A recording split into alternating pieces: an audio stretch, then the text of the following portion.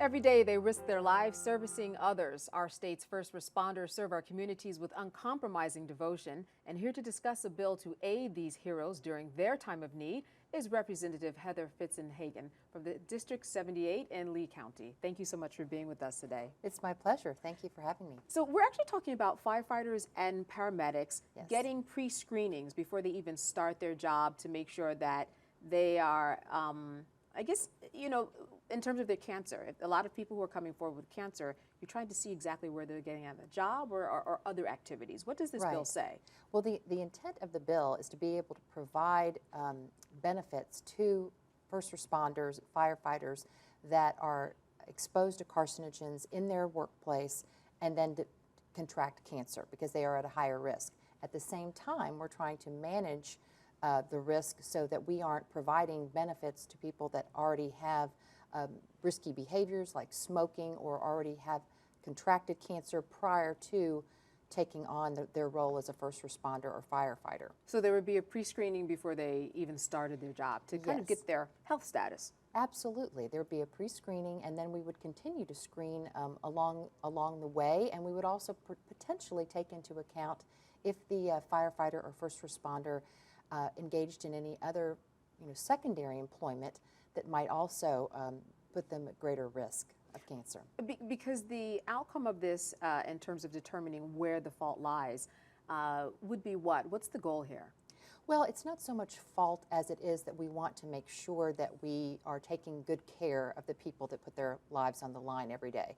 So what we want to do is make sure that if the firefighters are exposed to these additional carcinogens, which there requires them to contract many more types of cancers, we want to make sure that we're taking care of them so that they are not left without any benefits and without a job. We just want to make sure that we take care of those people that take care of us.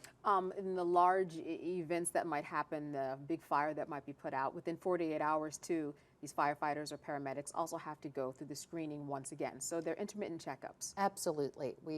They are, and the thing of it is these days with the types of fires that they're responding to, the chemicals that they're exposed to are not natural chemicals. So they're the kinds of things that can even seep through all the gear that they have at the wrists, at the neck, around the midsection, on the equipment that they have. So while we're doing everything we can to make sure that they go in prepared, there's still things that we can't stop from getting into their system. All right, I wanted to move on to talk about commercial leases and the bill that you've proposed there in order to provide a tax break to those who come in and do a little business with Florida. What type of tax break are you encouraging in this bill? Well, this is a commercial lease tax break that would be a reduction of 1% to the tax that is currently being applied to anyone that is renting a commercial space. So people coming in from out of state, existing businesses that are trying to expand. It's really onerous that we have a tax of this nature because there aren't any other states that currently tax people that are using commercial space. So this would be a great boon to Florida business to be able to make it a little bit easier for them, to make Florida the best place to do business. And that's our goal, so I want to be part of that. Yeah, make it a destination so that businesses will make this a choice, because if every other state is doing it, I mean, Florida is just left out of any potential consideration. Well, it's one more aspect that we can make a little bit better. I mean, Florida's got great schools, great opportunity, great universities.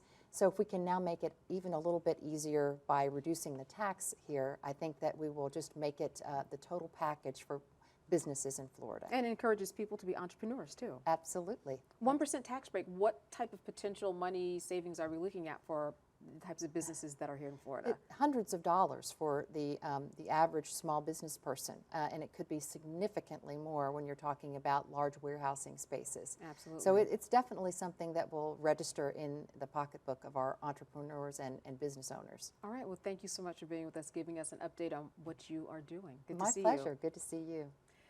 I'm Candace Kelly, and we've been talking to Representative Heather Fitzenhagen on a special edition of Comcast Newsmakers from the state capitol in Tallahassee, Florida.